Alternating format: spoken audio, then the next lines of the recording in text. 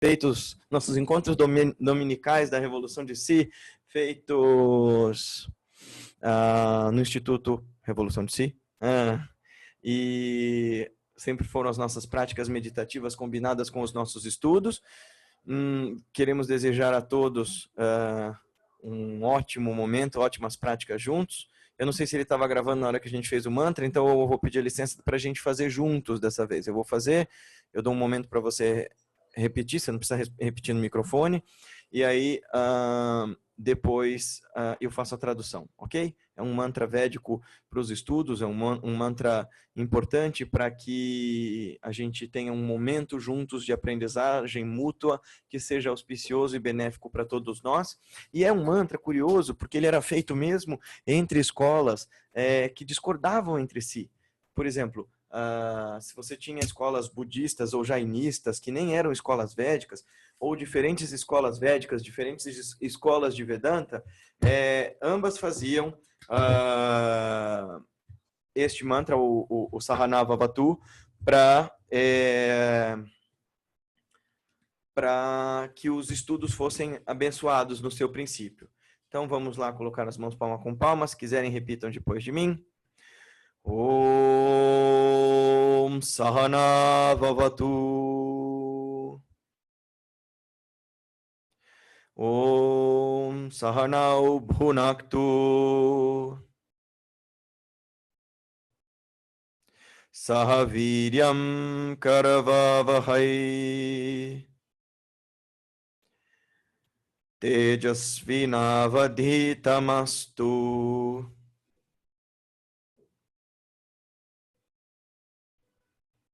Ma vidvishavahai. Om Shanti Shanti Shanti.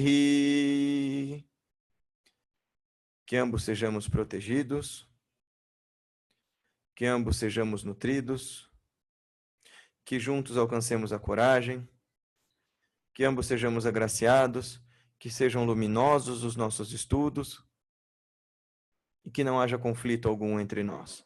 Paz, paz, paz entre todos os seres.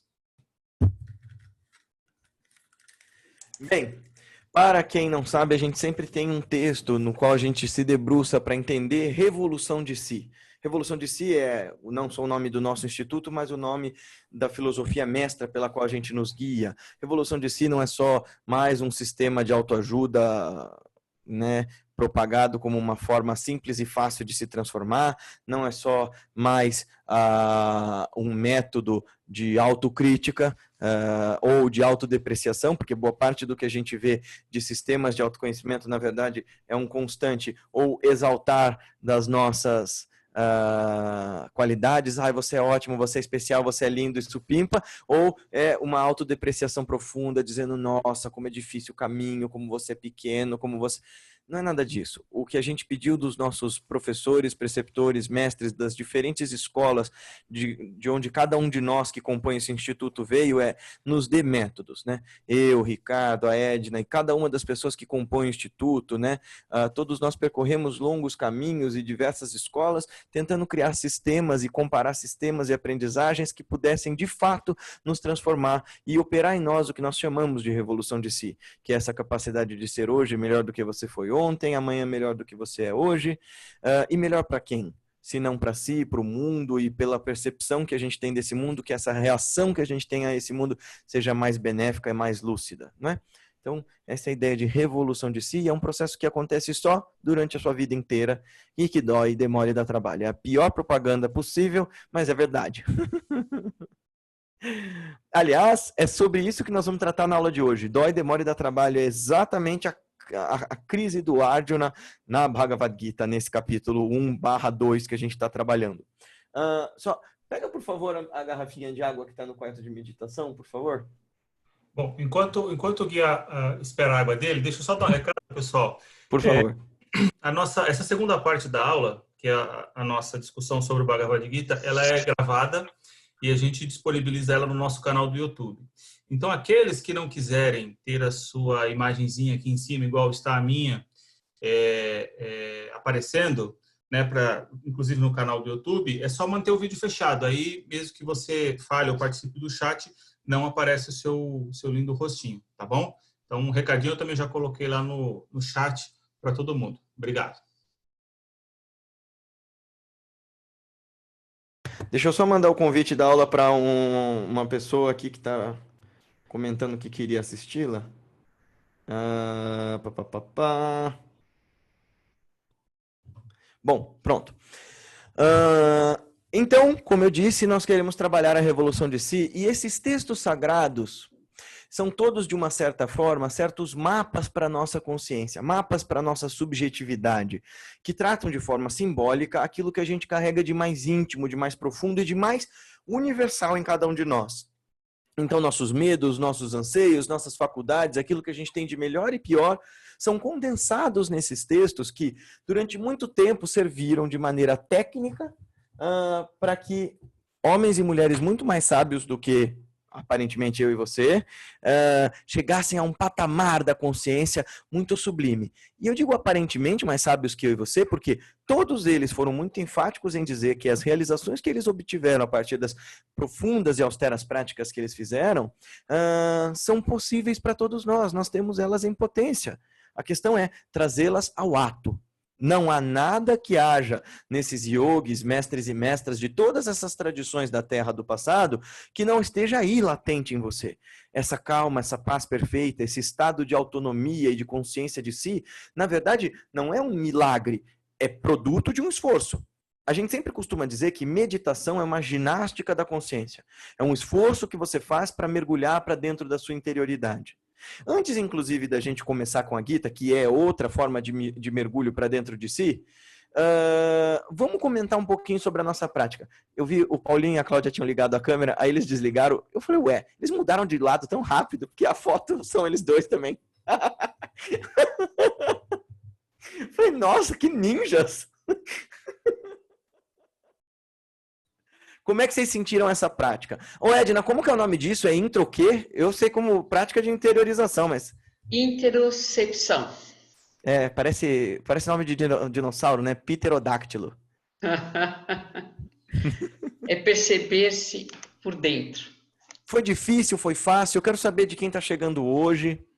A gente descobriu, só um pequeno comentário antes de vocês falarem sobre a prática, a gente descobriu, nós recebemos do nosso mestre, do nosso preceptor, uma forma de interocepção que tem ajudado muito na nossa prática particular, na nossa prática iniciática, né, a Kriya Yoga, é uma forma muito legal, e aí eu perguntei e vi que outros professores de Mindfulness e de outras modalidades de meditação ensinavam isso de maneiras diferentes.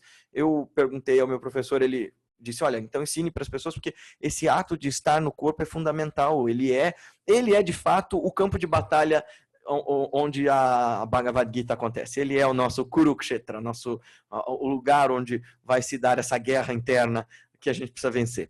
Como é que foi essa prática para vocês? Foi incômodo, foi fácil, foi legal, foi diferente, foi esquisito, o que foi?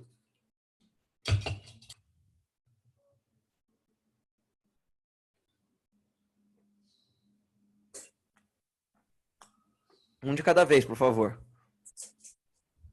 Oi. Oi. Ó, para mim, que eu estou começando, já houve uma evoluçãozinha das outras que eu fiz antes, que antes me dava uma ansiedade de terminar a prática, assim, tipo, pô, tá demorando. Agora já tô assim, pô, pode ficar quanto tempo você quiser, que eu tô melhor, né? Já tô conseguindo vencer um pouquinho minha autossabotagem, que eu tenho muito isso desde criança, de achar que eu não consigo, eu não tenho essa capacidade dos outros. Aos poucos, isso aí já superei isso, mas ainda tenho a dificuldade. A dificuldade todos temos. A coisa é, insista, né? Insista, parece para falar de autoajuda, mas sobre a meditação não tem como ser menos verdadeira, né? Insista, persista, resista, não desista. Até porque, diz Lahiri Mahashaya, que é o grande preceptor da nossa tradição, né? Que é o guru cabeça dessa linhagem, esse carinha aqui, ó. Aqui. Esse simpático senhorzinho sorrindo. Lahiri Baba tem uma frase que todo mundo aqui gosta de repetir muito, né? Que é fazendo, fazendo, um dia feito. Então, fazendo, fazendo, um dia feito. Vai fazendo. Uma hora acontece. É mais ou menos, eu brinco que o processo de despertar espiritual, o processo de emancipação da consciência, é que nem fazer molho branco. Não sei se vocês já fizeram. É muito engraçado, porque a primeira vez que minha mãe falou assim, olha, então, faz molho branco aí, me deu aquela panela cheia de leite e falou, vai mexendo. E eu olhava para aquilo e não acontecia nada. E eu mexia o negócio e não acontecia nada. E eu pensava, meu Deus, qual que é o ponto disso aqui, né? Vou ficar mexendo aqui para sempre? E a hora que eu tava querendo desistir, falando, minha mãe enlouqueceu, eu tô mexendo uma panela de leite que não vai, né? De repente o negócio e engrossou e aconteceu o processo quase que instantaneamente. O processo do despertar é mais ou menos esse. É todo um processo de preparação, de todo um processo de insistir, de não parar de se movimentar, de metodicamente continuar mexendo para que uma hora dê o ponto. Tudo tem a ver com comida para mim, né, Edna?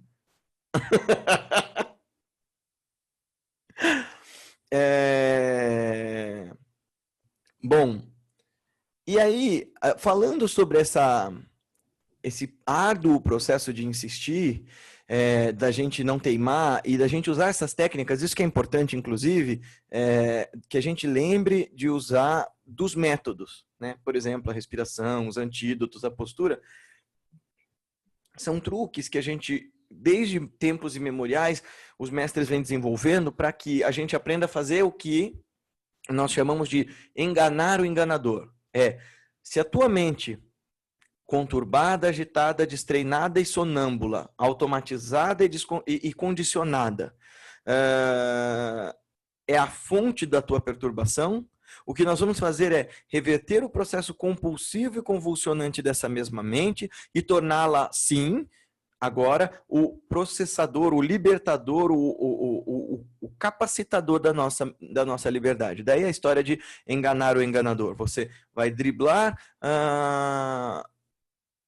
os processos dissonantes da sua própria mente, de modo a chegar num estado de paz e tranquilidade. Então, como eu disse no começo, esses textos são, como a gente pode dizer, cartografias espirituais, no sentido seguinte, todas elas são mapas que nos indicam um caminho de você para você. São um caminho que indicam, são um mapa que indicam um caminho do seu exterior para o seu interior, da sua exterioridade para a sua subjetividade, do seu estado ordinário para o seu estado extraordinário.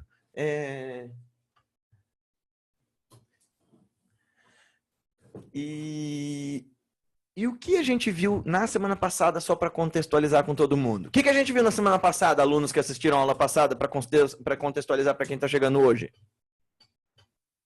O primeiro capítulo do Bhagavad Gita. Que mais? O que fala esse primeiro capítulo? Lamento de Arjuna.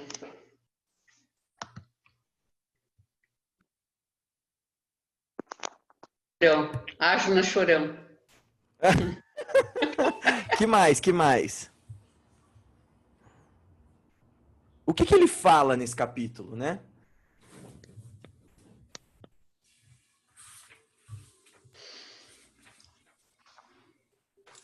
Está começando a batalha, ele está junto com o Krishna. E aí ele começa a ter que enfrentar os inimigos.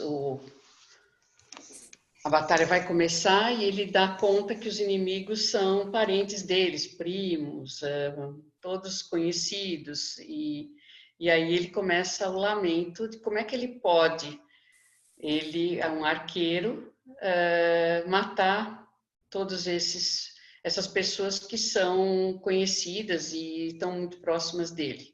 Uhum. E aí ele se ajoelha e começa o lamento dele. Chorar. Na verdade, ele quer desistir antes de começar, né? Isso! Que mais? Eu quero saber o que mais vocês perceberam desse capítulo que tem semelhança com a gente. Tudo, né? É o nosso... eu vou levantar. Ai, meu Deus. 4:30 da manhã, Darcy, me poupe. Me deixa dormir. Pelo amor de Deus. Você vai fazer isso comigo? Nunca mais eu vou dormir, nem de domingo. Aqui, para quem não entendeu, o pessoal do Instituto que já medita faz tempo, a gente tem se reunido desde o começo da pandemia para meditar ou às 10h30 da noite, o que significa que a meditação acaba que horas? Mais ou menos, Henri? Meia-noite e pouco, né? Meia-noite e meia, 1 hora. Isso.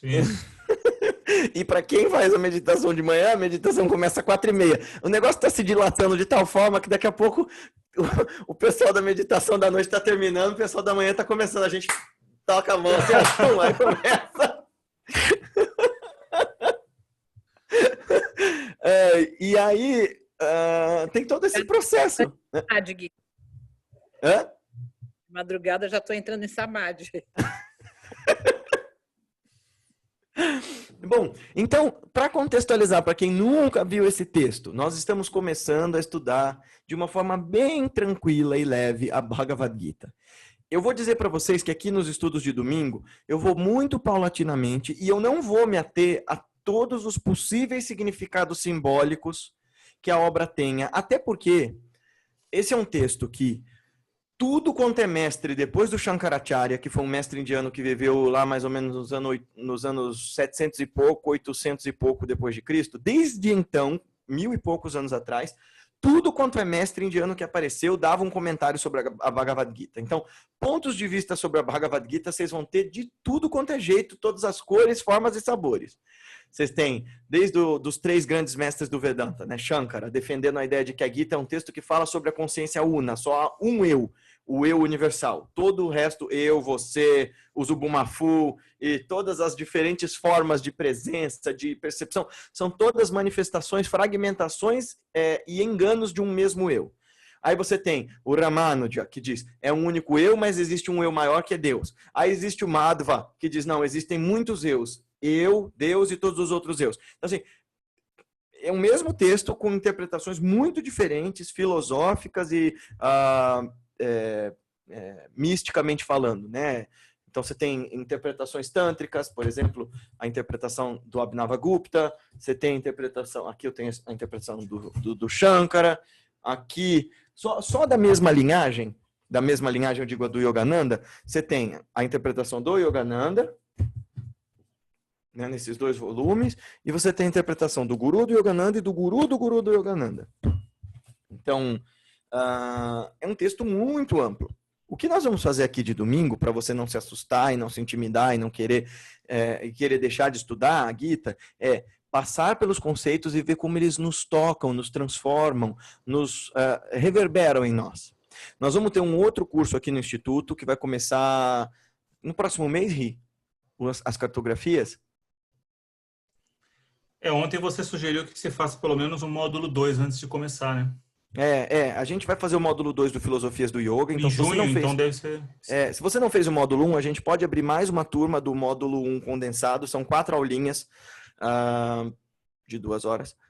Para entender um pouco as filosofias da Índia, porque o que é o estudo das cartografias espirituais, né? É penetrar no universo mais denso dos textos, não de um jeito chato, de um jeito que, como é que essas cartografias nos transformam? Por exemplo, a gente vai começar com o Yoga Sutra de Patanjali, aí a gente vai ler o Guru Gita, que é um outro texto, a gente vai ler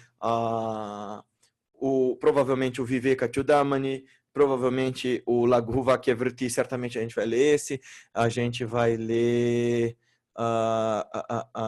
o Malini Vijayotara Tantra, provavelmente, o Vijnana Bhairava, esse monte de nome não faz sentido para você, respira fundo que um dia faz, o Masnavi do Rumi e outros textos mais, que a gente vai tentar entender o significado profundo deles, é um curso contínuo. Então, neste curso aqui de domingo, a gente vai fazer um olhar mais amplo da Gita, né? A gente recomendou um monte de edições para vocês. Então, depois, para não ter que ficar retomando o mesmo assunto toda a aula, dá uma conversada com os coordenadores, o Ricardo, a Paty ou o Darcy, e vejam quais das edições disponíveis em português que eu sugeri. Quem quiser edições em inglês, tem uma série de outras aí, o universo é infinito, aí vocês me perguntem, porque tem a edição de Lahiri Mahashaya, mas se você é Kriyavan e Kriyavan é quem é iniciado em Kriya Yoga. Eu quero ler a edição de Lahiri Mahashaya. Eu diria para você que se você não tem um profundo conhecimento de filosofia indiana, vai ler a do Yogananda. O Yogananda tem o cuidado de explicar todos esses conceitos de uma forma que um ocidental entenda, com analogias que casam-se com o universo do evangelho cristão. Já Lahiri Mahashaya, e a edição que eu tenho, ela é assim, é a interpretação profunda de comentários a partir de um mestre que estava em estado de meditação. Ele não estava preocupado em explicar nada. Deixa eu dar uma olhada, Luiz. Quem é que traduziu essa daí? Tá escrito na capa. Tá bloqueado o microfone. Rogério Duarte.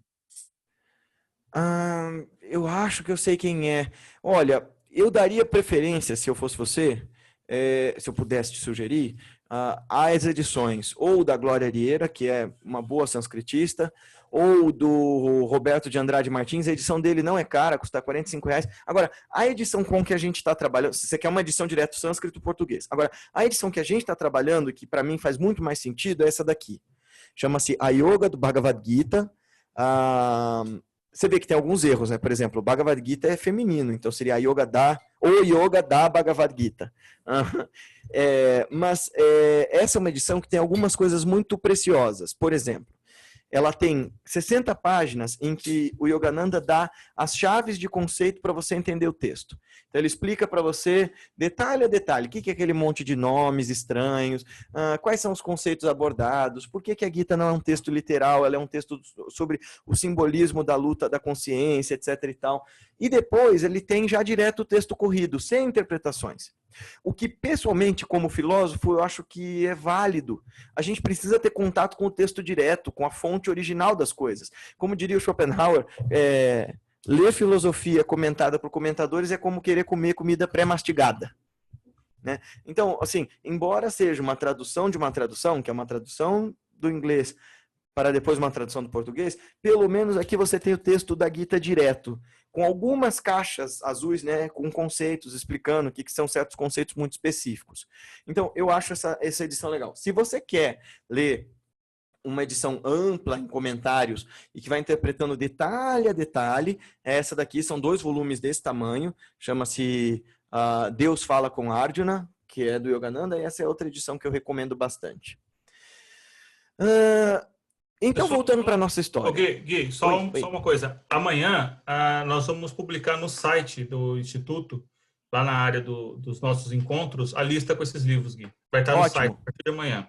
Ótimo. Então, só para a gente não ficar indo e voltando, só para vocês entenderem o contexto histórico em que esse poema épico acontece. A Bhagavad Gita é um capítulo, é um livro de um gigantesco poema épico chamado Mahabharata. Um poema que tem tanta coisa, tem tantos símbolos, tantas histórias, que os indianos tradicionais vão dizer que se algo não estiver no Mahabharata é porque não existe. Porque simbolicamente esse poema fala de fato da psique humana em toda a sua vasta gama de variações, fala sobre os nossos medos, nossos anseios, nossos valores e desvalores, etc. E no meio desse poema tem um capítulo chamado Bhagavad Gita, que é esse livro de 18 capítulos, no qual Krishna, o personagem divino, né, fala com seu discípulo e primo e amigo Arjuna. Então, o Arjuna é o herói dessa nossa história, que é o maior guerreiro do seu tempo e está diante de um exército de inimigos, de pessoas injustas. Ele é um desses príncipes aqui, é o Arjuna. Esse aqui de mãos postas. Não, deixa eu ver. Não, o de mãos postas é o mais velho, eu acho. Mas enfim, um deles. Tá todo mundo bigodudo aqui nessa ilustração, faz muita diferença, né? E o Krishna é esse tio azul aí. E aí, o que rola... Aqui, achei. O que rola o Krishna, que é o maior... Esse sim é o maior guerreiro de todos, mas ele diz, eu não vou lutar, porque ele é um personagem divino, ele é uma encarnação divina. Ele diz, eu vou servir... Porque ele é parente dos dois lados. É uma guerra de família, uma guerra justa, porque o lado dos heróis que é o lado do Arjuna, foi violentado e vilipendiado a vida inteira pelo lado injusto dos Kauravas. Se você lê o Mahabharata ou escuta a Glória Arieiro, ou quem quer que seja contando a história, você pode, quem ouve bem inglês, tem o Mahabharata inteiro na Audible. Tem, acho que 80 horas de narração. E aí lá, você vai lendo Mahabharata, você vai ficando com muita raiva dos príncipes injustos. Você vai falando, meu, não é possível. Toda uma construção simbólica e literária para você falar assim, não, tá mais certo eles irem para essa guerra. São exilados, vão para a floresta e mesmo assim não declaram guerra. Só quando na última das consequências é que eles vão para a batalha. E aí o Krishna, que é príncipe que é primo dos dois lados e é rei de um outro pequeno reino, diz que um lado vai ter a aliança dos seus soldados e o outro vai ter a si mesmo, a si próprio, o Krishna, mas apenas como conselheiro e charreteiro. E o Arjuna escolhe ter o Krishna. E o texto começa no capítulo 1 exatamente com o Arjuna pedindo ao Krishna, me mostra o exército inimigo, me mostra quem eu vou ter que combater.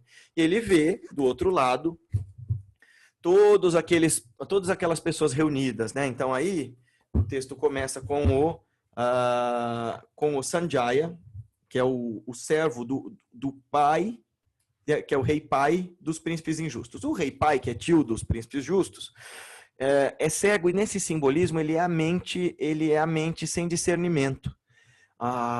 Então, e a visão, e o Sanjaya, que tem o poder da clarividência, né? Então a guerra está acontecendo e o Sanjaya está contando pro Dhritarashtra, olha, está acontecendo isso. Essa clarividência simbolicamente significa a nossa consciência discernidora, né? A testemunha. E aí ele diz assim, olha, lá na planície de Kurukshetra, quando os meus filhos e os filhos de Pandu, meu irmão, se reuniram ansiosos por combater, que fizeram, ó Sanjaya? E aí o Sanjaya começa a contar, olha, eles estavam ali, o rei Duryodhana, o teu filho mais velho, após ter visto o exército dos Pandavas. Alguém está com o microfone ligado. Já arrumei. Obrigado. Já fechei. Tudo bem. Então, quando ele olha ali para o exército inimigo, o Duryodhana começa a recitar, olha, daqui do lado deles, do lado dos nossos inimigos, que é o lado dos heróis, estão os 5 irmãos, né? Bhima, Arjuna, Yudhishthira e um monte de outros guerreiros. Aí, e do nosso lado, nós temos Bhishma, Karna, Kripa, pipapá. Aí, eles começam a tocar as conchas. Pega, por favor, a concha para eu mostrar para eles o que é. Para quem não conheceu as conchas.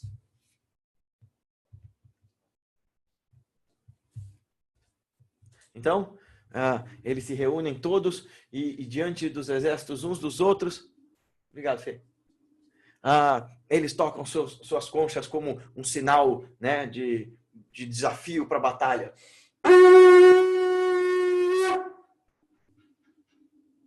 A gente vai ser expulso do prédio. Foi muito alto?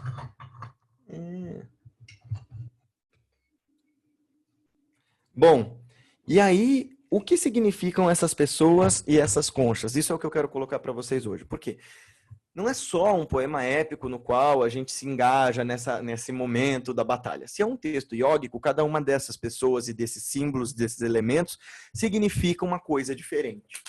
Então, o que o Yogananda e o que a tradição da Kriya Yoga vão explicar é que, por exemplo, essas conchas significam os diferentes vaios, os diferentes ventos, as diferentes energias, as diferentes vibrações que compõem o nosso corpo sutil, né? Porque para a tradição indiana, tudo é vibração, tudo é o que a gente chama de spanda, tudo é elemento vibratório, em som, em potência, em ato.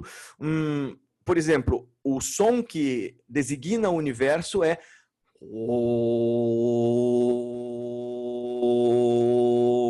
que na composição de palavras, é muito legal esses simbolismos, essas analogias que eles fazem com o alfabeto, com a gramática.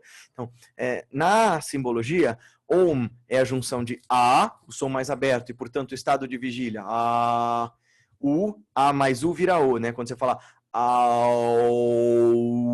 Quando você passa do A para o U, aparece o O. Então, o O é uma letra misturada de A mais U. Então, U é o estado U, é a vogal fechada, é o estado de sono com sonhos. E que é o som mais fechado de todos, é o estado de sono sem sonhos. E depois vem o silêncio. Quer dizer, o OM simbolicamente representa todos os estados da consciência. Vigília, sono, devaneio ou imaginação, sono sem sonhos ou torpor e kaivalya, turiya, isolamento, né? O silêncio. Então, tudo é vibração. Essas conchas que têm nomes, têm seus nomes designados ali, porque elas representam as formas e as volições das energias dentro de nós. Cadê? Tem um diagrama aqui que o Yogananda coloca, que é bem legal.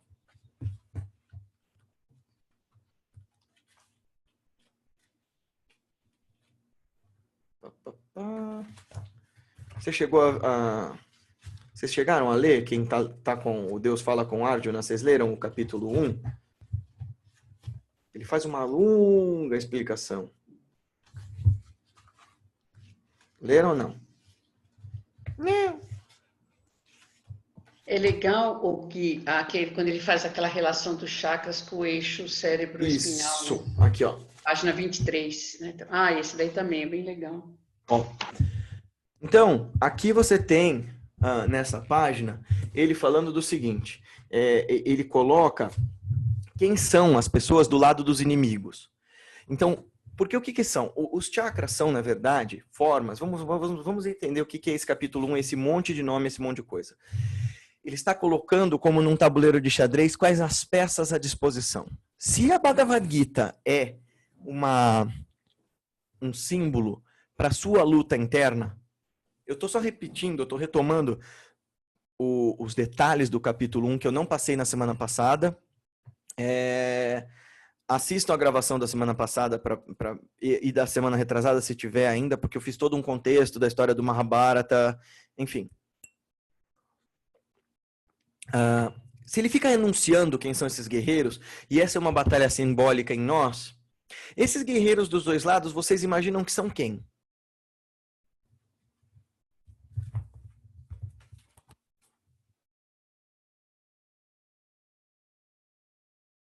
Somos nós? Sim, isso eu já disse, mas é o que em nós? O ego, as nossos desejos e nosso eu superior, nosso lado mais.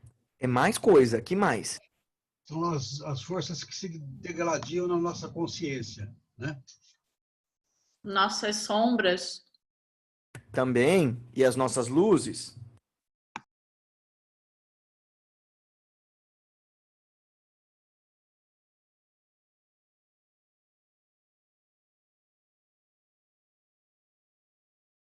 Por exemplo, ele fala do lado e isso, Carol, as nossas tendências materiais versus as tendências da alma, as tendências puras, as nossas virtudes e as nossas invirtudes. Ou, se a gente quiser tirar do campo moral, elas são as nossas faculdades sáttvicas, ou seja, as nossas faculdades inteligentes, as nossas faculdades sábias, e as nossas faculdades rajásicas e tamásicas, ou seja, as nossas faculdades ativas e passionais, e as nossas faculdades embotadas, densas, não boas, né? Mas tira do campo moral e você vai pensar, por exemplo, que os Kauravas, o exército inimigo, são as nossas tendências que nos prendem, nos adensam, nos deixam mundanos. E as tendências pandávicas, né, dos Pandavas, que são os príncipes bons, são as nossas faculdades que nos tornam livres. Por exemplo, o Duryodhana começa falando, olha, do lado deles tem lá Bhima, Arjuna, pipipi, papapá, mas tem Yuyudhana, que o Yogananda explica que é a devoção divina, que é fé, Shraddha.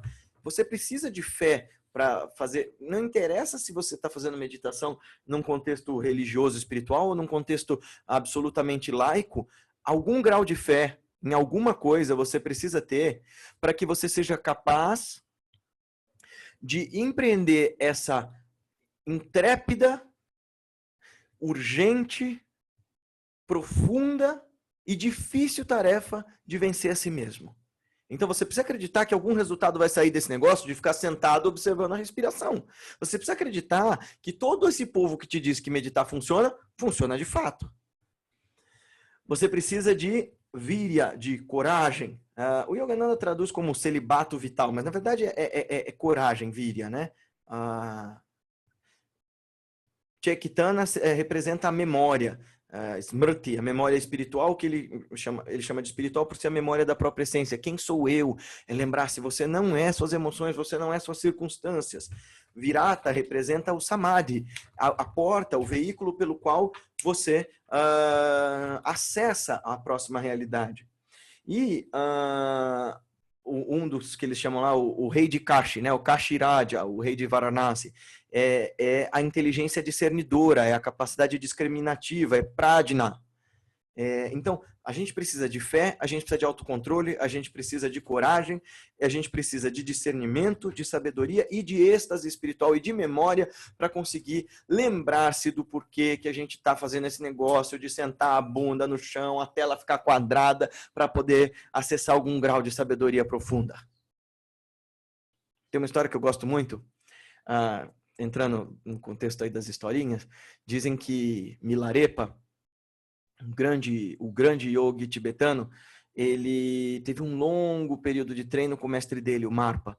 E quando ele finalmente terminou o treinamento, e o Marpa disse, agora pode ir ensinar as pessoas, você já é um yogi e tal. O Milarepa desce a montanha, atravessa um rio. Quando ele está do outro lado do rio, ele ouve o Marpa, o mestre dele, gritando, ei, ei, ei. Ele vem correndo, aí o Milarepa pensa, nossa, o que será que ele quer me falar, né? Daí o Marpa fala, Milarepa, não esquece disso, que para ter isso que eu tenho, eu precisei muito disso. Vira de costas e mostra a bunda pro Milarepa. Cheia de calo, toda machucada pelo tempo que ele ficou sentado em meditação. Os tibetanos têm esse jeito mais direto de contar as histórias. Guilherme, Então, tem uma coisa curiosa aí dessa história do conflito, que é assim, tanto o lado mal quanto o lado bom tem que ter coragem, determinação, então não importa o lado. Então tem virtudes que estão além disso. Então, quais são as essenciais para a vitória, né? E tem um elemento aí que vai te mostrar para onde ir, né? Que é como se fosse a intuição superior. Isso. E aí, assim, quando eles falam, né, de todos esses nomes, eles dizem assim, o nosso lado é muito mais numeroso, né, o lado dos Kurus. Porque as nossas tendências mundanas, as nossas percepções ordinárias são muito maiores. Todo o nosso environment, todo o nosso ambiente, todo o nosso modus vivendi, todo o jeito com que a gente concebe a realidade está estruturado para que a gente dê mais vazão para o nosso ego, para os nossos medos, para os nossos condicionamentos, para as nossas limitações, do que para a sabedoria de fato. E é engraçado porque o que são os chakras, né? Vamos, quick explanation, né? Os chakras são poços de energia localizados na nossa coluna vertebral e que são, na verdade, projeções do nosso sistema límbico, pelo que eu ouvi, ou também de uma outra forma, são intersecções de feixes de nervos que os yogis entendiam que representavam certas tendências em nós, muito mais fisiológicas do que a gente imagina. Por exemplo, quando a gente fala de Muladhara Chakra, o primeiro, lá no cóccix, né, é o último ossinho da coluna. Ele está relacionado à sobrevivência. E a ideia dos yogis também, organicamente falando, era qual é o lugar que você esvazia quando você está apavorado, morrendo de medo? A bexiga e as tripas, né? Então, existe uma correlação muito técnica e prática com os chakras, né? A força de vontade está na nossa região lombar e é relacionada ao nosso estômago, né? O plexo solar, que é Manipura Chakra, que é o centro da nossa força de vontade, é a fornalha da nossa força de vontade. E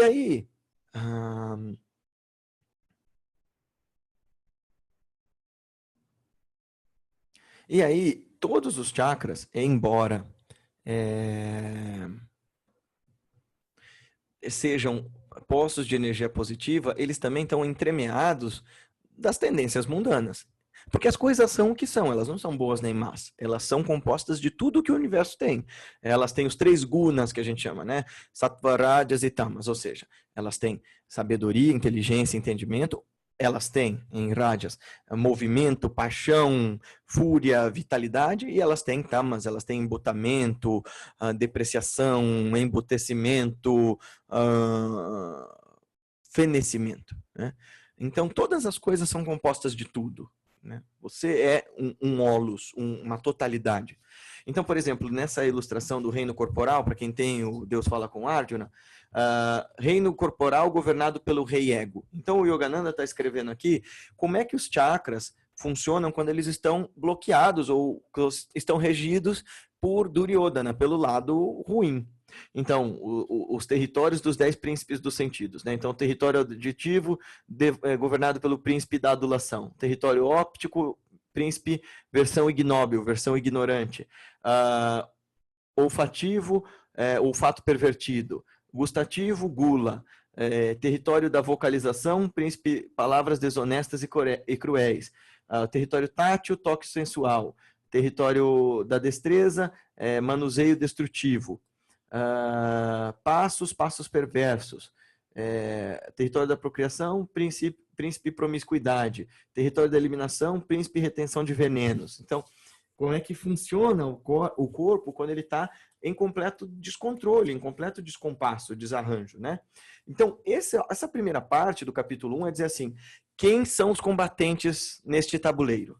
Quais são as ferramentas a meu favor e contra mim quando eu quero empreender a aventura do yogi de me transformar? Isso, exatamente.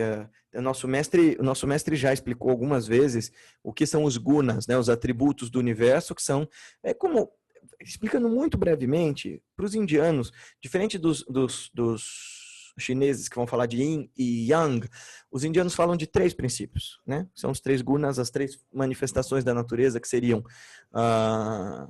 em termos de física, por exemplo, seria movimento, inércia e luz, por exemplo. Então, Rajas, Tamas e Sattva. Em termos psicológicos, seria inteligência, entendimento, clareza, sabedoria, Sattva. Seria, no caso de Rajas, paixão, volição, ansiedade, paixão mesmo, né? Avidez. E no caso de Tamas seria aversão, seria depressão, embotamento, recolhimento, torpor. E também aí a gente tenta sempre tirar o juízo de valor, porque todos eles são, de alguma forma, mecanismos pelo qual o universo se articula e funciona, e, ao mesmo tempo, também são prisões, porque nos mantém ainda atados na roda de samsara, mesmo sattva. Bom, então isso foi o capítulo 1. Ele diz, olha, quais são os elementos à mesa, né? O que você tem? Aí tem as conchas e são os nossos panchavayus, os nossos 5 ventos que movimentam o corpo. Quais são? Né? Prana, Apana, Sthana, Vyana e Udana. Prana é o ar, é o alento. Então, Prana e Apana, o ar que entra e o ar que sai. Na verdade, o Prana é o ar que sai, o Apana é o ar que entra, é o ar que desce. Só na Kriya Yoga que não. Depois para os Kriya Bandhas explico isso. Acho que eu já expliquei, mas eu retomo. Então, Apana é o ar que entra quente, é o ar que desce, Prana é o ar que sai, é o sopro da vida. É o ar que expande, é energia e movimento. E aí você tem circulação, excreção e digestão. São os 5 ventos que funcionam em nós, né? As energias que compõem nosso corpo. O yogi é aquele que consegue controlar as capacidades dessas energias. E as conchas são o que também? São as vibrações, né? Então, quando você pega para estudar os chakras, cada parte de nós vibra com uma sílaba. Não necessariamente de maneira literal, mas quer dizer, tem uma vibração sutil própria. Então, sei lá, a, i, u, e, ai, o, ao, ou sei lá, ha, ksha, sa, são símbolos para essas vibrações sutis que expandem e contraem, exatamente como na meditação que a gente fez, né? Ham, sar. Bom, Isso é o que está dado no capítulo 1, e aí o Arjuna pede para o Krishna, Krishna, mostra-me o exército adversário, deixa eu ver com quem eu vou lutar. E aí o Krishna começa a olhar, e do outro lado estão o avô, o mestre, o guru dele, que ele sempre amou, né? O Guru Drona, estão os primos, os tios, os amigos. E ele começa a pensar, meu Deus, por mais justa que seja a nossa reivindicação por essa guerra, tá errado. Eu estou lutando contra meus parentes. E ele entra em completo desespero. E aí ele começa a se lamentar e dizer que não tem jeito, que esse é o maior dos pecados, que você matar parentes, não tem nada pior nesse mundo, ai meu Deus do céu. E tem até aquele trecho que a gente parou para discutir, né? E eu fiquei de esclarecer para vocês, que ele diz assim, no final do capítulo 1, que a pessoa que não cumpre o Dharma, que não cumpre a lei universal, ela é impura e tudo mais, e que ao fazer isso, né, ó Krishna, faltando a religião, as mulheres da família tornam-se más, ó Varshneya, sendo as mulheres assim contaminadas, origina-se o adultério dentre as castas, a adulteração do sangue de uma família leva ao inferno e à destruição do clã, juntamente com a própria família, deixando de receber a oferenda da água e bolos de arroz, os ancestrais se degradam. Claro, é um texto concebido em seu próprio tempo, para um povo indiano ainda tribal, no qual a manutenção da dinastia era muito importante. Mas isso aqui é um texto simbólico. E o que ele está querendo dizer com as mulheres se tornam más, muito bem disse Aimee, tanto de um lado, a possibilidade criadora da sua consciência se torna pervertida, e o que você vai produzir vai ser sempre perverso, vai ser sempre enviesado, vai ser sempre ruim quando você não está agindo com justiça, com clareza, com ética. Mas também eu vi uma outra interpretação interessante, que é, uma vez que isso aqui eram povos tribais, quem passa adiante os costumes são as mulheres. Quem ensina para os filhos o caminho e a tradição são as mulheres. Então esse é o lado da mente, da memória. Então a mente começa a se esquecer do que é verdade, bom, justo e verdadeiro, de Satyam Shivam Sundaram. Quando ela esquece do que é bom, justo, verdadeiro, belo, etc., ela começa a ser absolutamente impregnada por avidya, por ignorância, ela começa exatamente como o que essa ignorância matriz faz, ela faz em nós uma operação de confundir certo por errado, errado pelo certo, falso por verdadeiro, como a gente está vendo no mundo inteiro agora, né? Veja, vamos colocar isso no nosso contexto, quando esse Dharma não é cumprido, quando o bom senso, além do bom senso, não é executado, a gente começa a ter valores que não são coerentes com a realidade. Por exemplo, é razoável que a gente fale no meio da pandemia, e nós estamos agora falando de uma situação política, econômica do mundo. É razoável que a gente fale de economia, uma vez que o mundo dependa da economia para alimentar e fazer bem viver os povos. Mas só tem sentido falar de economia se as pessoas estão vivas. Então, todo esse discurso, por exemplo, do Trump, de tentar fazer... parece que ele está delirando assim ultimamente, né? Tem hora que ele fala coisas do tipo, né? Vamos injetar desinfetante. E isso é justamente a pessoa profundamente adármica. Aliás, eu não sei vocês, mas o Trump, para mim, ele é uma representação caricata do Duryodhana, do rei dos exércitos inimigos, que está pautado, ele pauta as ações dele nas emoções mais mesquinhas, gananciosas e melindrosas possíveis. E isso, claro, isso está disseminado na humanidade inteira, não são só os governantes. Nós somos profundamente mesquinhos, egoístas, diminutos, etc. e tal. Então, esse é o contexto que essa batalha rola, né? Essas tendências maléficas em nós e as tendências justas. Esse texto inteiro fala sobre Dharma. A palavra D-H-A-R-A-M-A, D-H-A-R-M-A, Dharma, significa lei, ou caminho, ou virtude. Nosso mestre traduz como o bom senso além do bom senso. Quer dizer, é o justo que não precisa ser explicado. Ele é aquele justo íntimo que, a não ser que você seja clinicamente sociopata, no fundo você sabe o que é certo. Eu acho que foi a Aldelise uma vez que falou para mim, que a nossa consciência sempre sabe. Foi, Dê? Isso, Gui. A consciência sempre sabe. Sabota a gente, mas sabe. Mas sabe, exato. Então, assim, o Dharma é isso, olha, a sua consciência sabe qual é o caminho, a sua consciência sabe o que é justo, verdadeiro e belo. Você pode negar, você pode dizer lá, não tô ouvindo, mas tá ali. Comentários para a gente poder entrar no capítulo 2? Antes do pessoal começar com os comentários, Gui, só um recado para todo mundo. No site da Omnisciência, o Deus Fala com a Arjuna está em promoção. Eu acabei de comprar, tá R$120 os 2 volumes. Olha, caiu bastante o preço. Acabei de colocar aqui no comentário. Tava 160, né? Isso, exatamente. Então, uma oportunidade para todo mundo aí. É isso mesmo. Nossa. Que bom. Vou até comprar outro. Não. Então, essa questão das mulheres é um pouco disso também, viu, Aimee? Tem essas duas significações. Por um lado, é a potência criativa, que se torna pervertida, e por outro é a potência da memória, né? Porque quem passa a tradição. E aí, afinal, aliás, né, essa potência feminina criadora, que é quem ensina os costumes, você vai passar adiante costumes maus. E uma sociedade que vai degradando os seus costumes, é a história, né, o clã vai se enfraquecendo e se dissolve. Quer dizer, uma sociedade que não ensina virtudes de maneira compenetrada, régia e lúcida, ela vai ficando cada vez pior. Papapi, papapá. Deixa eu ver aqui. Anderson, para lembrar quem se é, a prática de meditação deve se estender para o dia a dia. Exatamente, Anderson. E, na verdade, é esse ato de lembrar, né? Smriti. Quem é você? Quem é você? Quem é você? Porque nós, seres humanos, nós temos essa tendência curiosa de esquecer. Fácil, conveniente, inclusive. Então, o ato da batalha da Bhagavad Gita é uma batalha de todos os dias.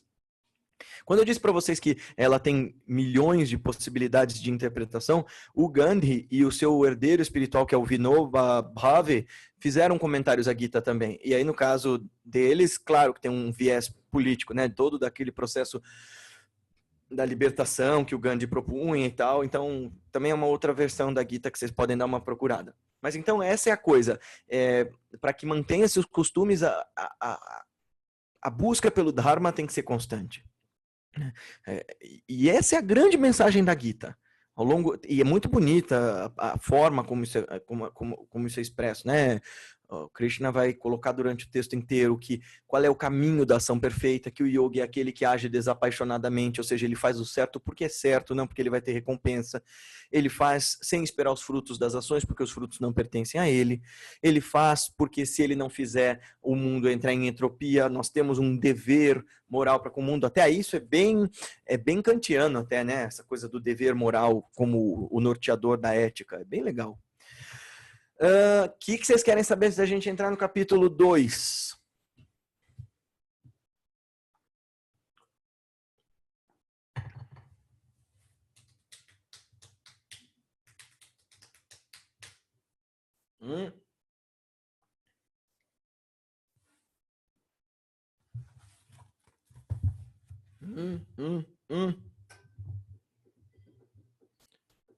Então, bom, já que ninguém quer saber nada, eu vou dizer o seguinte. O que significa esse desalento do Arjuna no primeiro capítulo é diferente do que significa o desalento dele no segundo. Até Lahiri Baba coloca aqui, né? Ele vai colocando bumblebees, flute, lute and bell, and they sound... sim. Que ele vai colocando que o princípio da batalha é assustador. Vem um pouco no que o Luiz falou assim, essa é a primeira vez que eu meditei que eu insisti, porque a gente se sabota. Toda vez que você senta para meditar, toda essa multidão de coisas dentro de você vai ficar alucinadamente te tentando a fazer parar. Você está perdendo tempo, olha, você esqueceu o fogão ligado, o seu filho está esperando. E aí começa aquela multidão de coisas que quer te tirar dali. Como simbolicamente aconteceu com o Buda, quando ele sentou embaixo da árvore Bo, e quando ele estava ali, né, na Bodhi Tree, ele via, né, mulheres voluptuosamente lindas tentando ele via exércitos atirando flechas flamejantes, ele via o Mahra, o rei dos demônios, dizendo que ele era a coisa mais incrível do mundo, então ele era tentado de todas as formas. Quer dizer, levanta daí, sai daí, levanta daí, sai daí. O seu ego não quer que você se transforme. O desalento do Arjuna, ai meu Deus, eu vou matar meus parentes e tal, que aparece no primeiro momento para nós algo muito, muito palpável, né? Nossa, eu não quero matar meus parentes. Mas é a nossa atitude mesquinha diante daquilo que nos é conhecido. Eu nem quero tentar porque eu sei que dói, demora e dá trabalho. Eu chamo de parentes e amigos essas instâncias minhas que só me fizeram sofrer até hoje. São parte do que eu chamo de eu sou, mas na verdade são ilusões. É meu ego, minhas tendências, até o Drona, lembra? Semana passada eu falei o que era o Drona, né? Deixa eu ver se eu acho aqui o que é o Drona. Padrões mentais. É? Vocês, Sanskaras, isso, são sanskaras, exatamente. Os sanskaras é a composição de coisas que nós somos, né? Para além da mente, são as nossas tendências inatas, vamos dizer assim. São os padrões mentais que a gente cria de uma existência para outra. Então, o Drona é parte do que a gente concebe como eu sou isto, mas essas nossas tendências mais intrínsecas que formam o que a gente chama de nossa personalidade, na hora de fazer a prática meditativa, elas escolhem um lado e por obrigação ficam com o ego, né? Então, toda essa coisa, né, as minhas tendências, os meus condicionamentos, os meus vícios, as minhas manias, são como meus parentes, eu os tenho como profundamente familiares, ainda que, por exemplo, sei lá, eu tenha alguma compulsão, sei lá, alguma fobia, sei lá, aracnofobia, eu tenho medo de aranhas, desde que eu nasci. E essa aracnofobia já está comigo há tanto tempo, é tão parte da minha personalidade ter medo de aranhas, já me é tão claro e tão íntimo e tão sólida a ideia de que eu tenho medo de aranhas, que ela é como um parente meu. Ela é intimamente ligada a mim. E, portanto, eu não quero muito resolvê-la. Aliás, isso é uma coisa que a minha terapeuta e a Aldelise sempre falaram, né? Que terapia, e nesse sentido, no mesmo sentido de yoga, no mesmo sentido de meditação, terapia e autoconhecimento e autotransformação e autoaprimoramento não é para quem quer. Infelizmente, é para quem pode. Como assim? É para quem pode no sentido não de que, né, terapia é caro, não é nada disso. É para quem pode porque demora muito e exige muito esforço você realmente querer se transformar. E a maior parte de nós não quer. E tenho alguém para me respaldar nessa história que eu já li para vocês, mas eu vou ler de novo. O capítulo 1 inteiro é o Arjuna dizendo assim, eu tô com um puta cagaço, perdão da palavra, de fazer esse negócio. O que vai acontecer? Vocês estão me propondo matar o meu ego, mas o meu ego é tudo que eu conheço de mim. O que vai aparecer depois? E eu vou dando desculpas, né? Porque minha aracnofobia é má, mas ela tá aqui comigo tão quietinha e, né? Pelo menos ela me protege das aranhas e eu começo a justificar. Pelo menos eu não vou morrer envenenado graças a ela. Pelo menos eu vou me precaver de não calçar um sapato de qualquer jeito, porque pode ter uma aranha marrom ali dentro. E eu começo a delirar. Então, o processo do Arjuna, essa lamentação dele que toma ali uma catirimbada do Krishna, é justamente o nosso momento de entrada no que a professora Lia Diskin lá da Pala chama de os 5 labirintos, né? Os 5 enganos que a mente fica dando para ficar dando voltas ao redor de si mesmos. Ao redor de si mesma e não se transformar. O que são esses 5 labirintos? Quem que já teve no retiro com ela e já ouviu falar? É bem legal.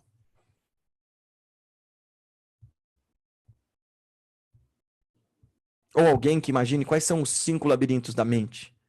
Alice, o que você acha que são os 5 labirintos da mente? Por que a gente não se transforma? Por que a gente dá desculpas? Alice vai querer me esganar, Edna, para eu falar dela assim, para todo mundo? Não. Professora não pode ter vergonha de falar em público. Aquela história que você falou da terapia também, né? Nenhuma terapia funciona se você não tiver o desejo, né? Isso é o que eu quero dizer com autoconsciência. Gui, eu demorei para ligar o microfone. Primeiro eu vou te esganar mesmo, porque eu nem assisti a aula 1 e estou aqui. Mas me ocorreu uma passagem da República de Platão, que perguntaram assim para ele, por que você não ensina para todo mundo, né? E a resposta que ele deu foi a seguinte: minha mãe é uma ótima parteira, mas ela não consegue fazer o parto de uma mulher que não esteja grávida. Uhum. Eu acho que é isso. Perfeito, perfeito. E isso é a história da terapia para quem quer, não é para quem pode. A pessoa tem que querer isso. E, aliás, posso falar uma coisa? Pode, por favor. Gui, tinha uma frase simples que eu conheci com o meu mestre também, que é o seguinte: tem muitas pessoas que nem desconfiam de si mesma. Exato. Esse é o estado, né? O Gurdjieff, que é um mestre sufi que veio para o Ocidente no começo do século XX, ele falava que o trabalho dele, né, com o Quarto Caminho, era despertar as pessoas, porque a maior parte dos seres humanos vivia como autômatos, como robôs mesmo. E é verdade, a gente segue condicionado. A gente fala tanto de livre-arbítrio, mas boa parte dos nossos comportamentos são reações a estímulos pré-condicionados. Estímulos da língua que a gente fala, da cultura em que a gente vive, das informações que a gente consome. A gente está só reagindo mediante aquilo que esperam com que a gente reaja. Né? Então, o processo todo é bastante delicado. E a primeira lamentação do Arjuna é esse espanto e esses 5 labirintos, que são, para a professora Lia, e eu concordo com ela, são a culpabilização, o remorso, a justificativa, não, são 4, perdão. Então, é a culpabilização, o remorso, a justificativa e o devaneio. É isso?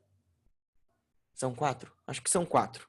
Se eu lembrar do outro, eu falo. Então, a culpabilização é, eu não me transformo porque olha o exército dos outros ali. Eles é que me injustiçaram, né? Então, nossa, que absurdo. Como eu sou um pobre coitado, perseguido, vilipendiado, etc e tal.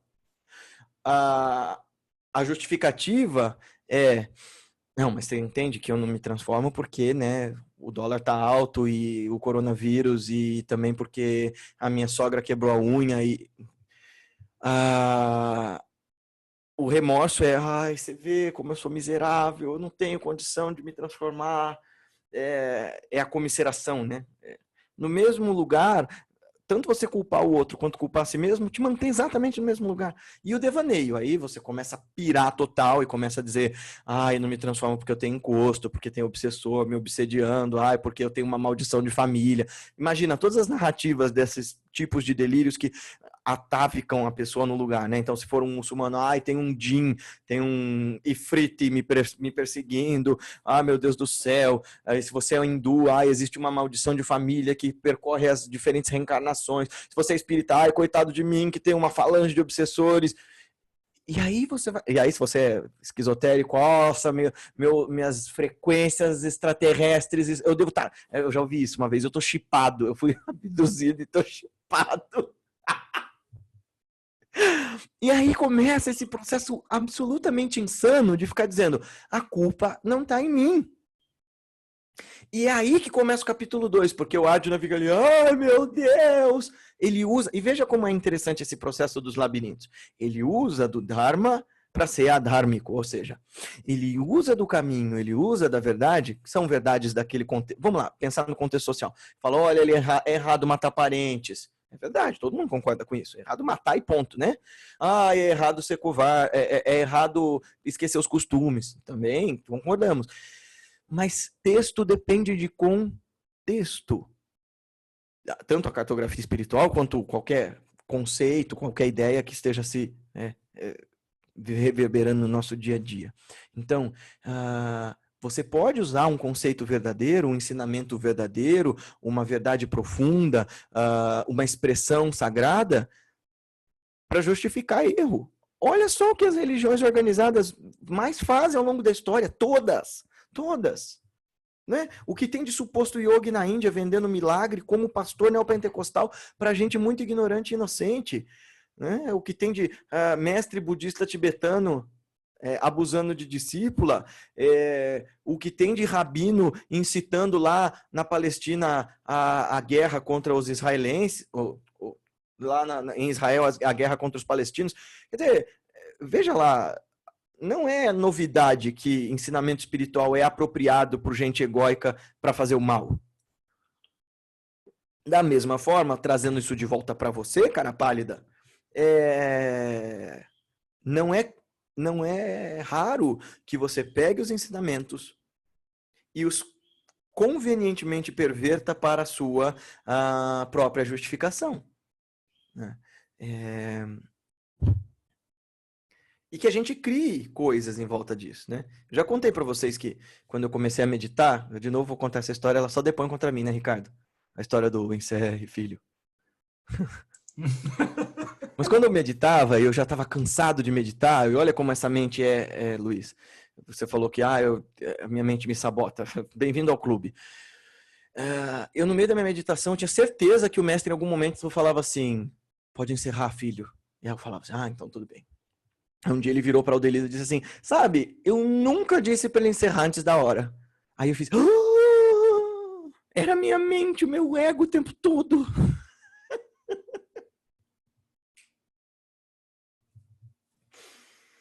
Bom, e aí o Arjuna fica lá, meu Deus, e ele diz, termina assim, né? Que tristeza, levados pela cobiça do conforto que é possuir um reino, dispomos-nos a matar nossos próprios parentes, ato que certamente nos enreda em grande iniquidade. Se, armas em mãos, os filhos de Dhritarashtra me matarem, desarmado na batalha e em completa resignação, essa solução me será mais benéfica e bem-vinda. Aí, o Krishna dá-lhe uma solapada, né? No capítulo 2, então...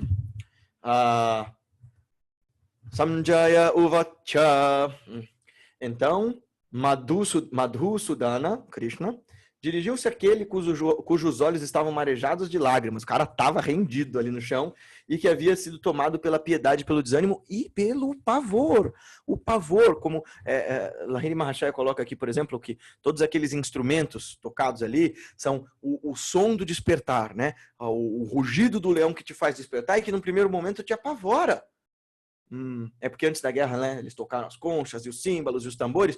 É o prana, é a energia que estava ali dormente em você, te acordando, e também num sentido de meditação, gente, é aquele processo da meditação que não só na hora da prática, mas que parece que começa a demolir todas as tuas percepções.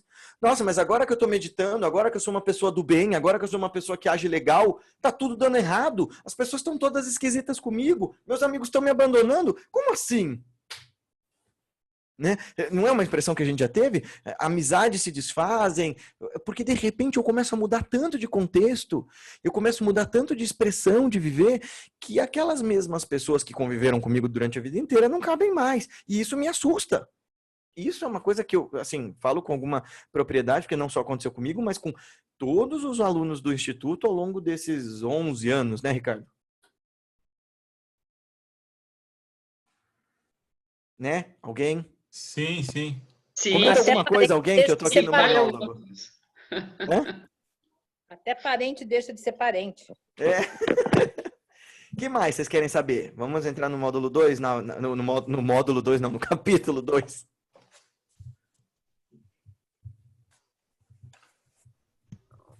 Então, o capítulo 2 é justamente a iniciação espiritual. Então, o primeiro é a comisseração. O primeiro é nosso protelamento, a nossa preguiça moral, a nossa vontade de não se transformar. Porque, de uma forma bem escroque dizendo isso, né? Uma vez o professor de filosofia disse para nós, a bosta é uma merda, mas tá quentinha. Então a gente fica lá. Então, quer dizer, é a comisseração, é o remoer dos estados, é o justificar indefinidamente. O capítulo 2 é justamente a iniciação. Após um primeiro contato com a prática que te apavora, com o tamanho do trabalho que você tem para fazer, vem a voz da consciência sutil, da voz da consciência sublime te dizendo, vai fundo, calma, vai dar certo. Mas isso começa como uma mega bronca, que é assim. Então disse o Senhor, em um momento tão crítico, de onde vem sobre ti, ó Arjuna, esse desalento, comportamento impróprio a um Arya, vergonhoso e que se constitui em impedimento para alcançar o céu? Ó Partha, que é filho de Pritha, não te entregues a essa impotência, ela não te cai bem. Ó exterminador de inimigos, abandone essa pusilanimidade mesquinha, levanta-te. É uma exortação, para com essa história, cara. Olha o que está acontecendo, olha você, olha todas as faculdades que estão aí em você. Não existe nada em você que não esteja em mim. É Jesus falando, né? Vós sois deuses e podeis fazer tudo que faço e muito mais. Quer dizer, não existe nada em mim que esteja em ato que não esteja em você em potência. A questão é que eu sei disso. Você não. Então, abre o olho, desperta. Não perde tempo. Não te cai bem esse estado. Aí o Arjuna começa. É outro lamento. Disse Arjuna, ó matador de Madhu, Madhusudana é o nome do Krishna, porque ele, quando criança, matou um demônio lá. Ó destruidor de inimigos, como posso, nesta guerra, apontar minhas setas contra Bhishma e Drona, seres que deveriam ser cultuados? Quem são Bhishma e Drona? Bhishma é o ego e Drona são os sanskaras. Como é que eu posso combater a mim mesmo? Isso só é o que eu conheço de mim. Essa personalidade me levou tanto tempo para eu construir. Eu adoro dizer para todo mundo, inclusive, eu me conheço. Não é? Não é? Não é? E vai sobrar, né, de mim? O que vai sobrar de mim? E a gente gosta de dizer eu me conheço. A Bia fala, né, o mestre dela, o Omar Ali Shah, vivia dizendo, vocês ocidentais são muito engraçados, adoram dizer, não tem jeito, eu me conheço, eu sou assim. Quando, na verdade, tem jeito, vocês nem se conhecem e nem são assim.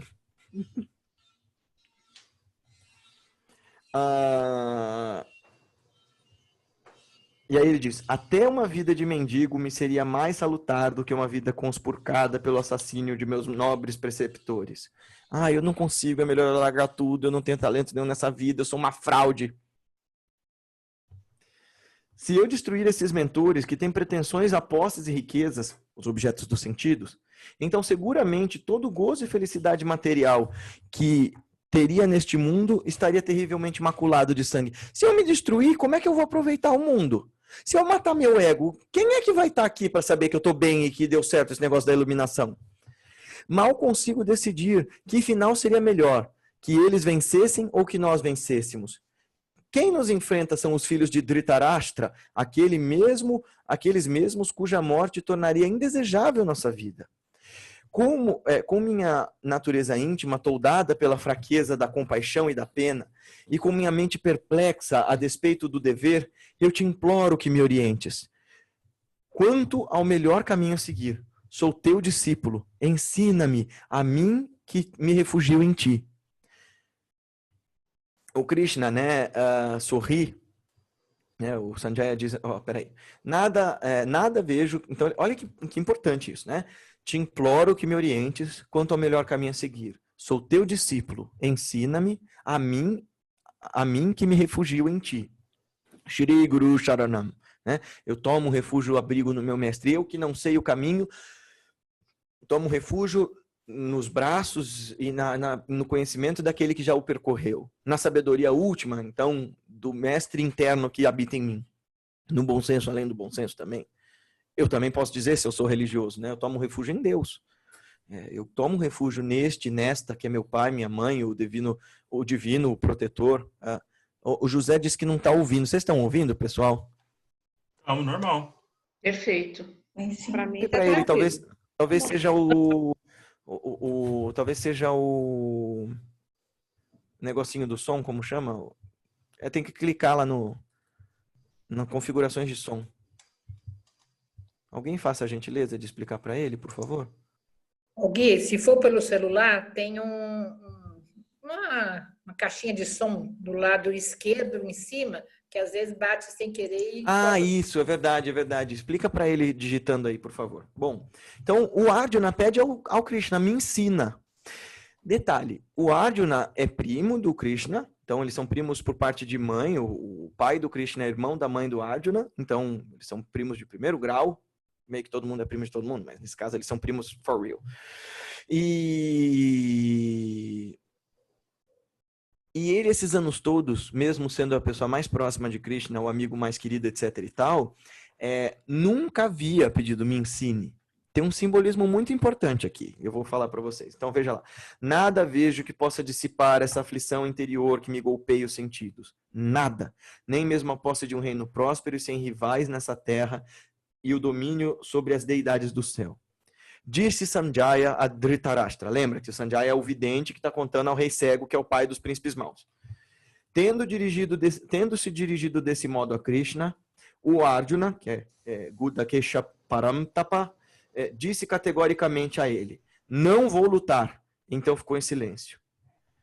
Ó Bharata, ó Dhritarashtra, aquele que estava se lamentando em meio aos exércitos, o Senhor dos aquele que estava se lamentando em meio aos dois exércitos, o Senhor dos sentidos disse, como se sorrindo, e falou do seguinte modo. Então aqui ele diz assim, né? Ó Bharata, aquele que estava lamentando, tal. O Krishna falou meio que sorrindo. O que é isso? Esse sorriso do Krishna? É o momento em que o mestre te encontra e você encontra o mestre e você aceita mesmo que você não perceba. É engraçado porque o Joseph Campbell, né, de maneira magnífica, aliás, tem vários livros do Campbell que eu posso recomendar, 2 deles imediatamente agora, que não são a jornada do herói, como que é? A jornada do herói, não. O Herói de Mil Faces. Não é o Herói de Mil Faces que eu vou recomendar agora. É O Poder do Mito, que é um documentário, inclusive você pode assistir, que é um diálogo entre ele e o Bill Moyers. E o outro livro chama Isto És Tu, que é a mesma ideia de Tattvamasi, né? Que a ideia Vedanta de que já está aí em você. Tudo que você está procurando. Deixa eu só ficar olhando a hora. Tá.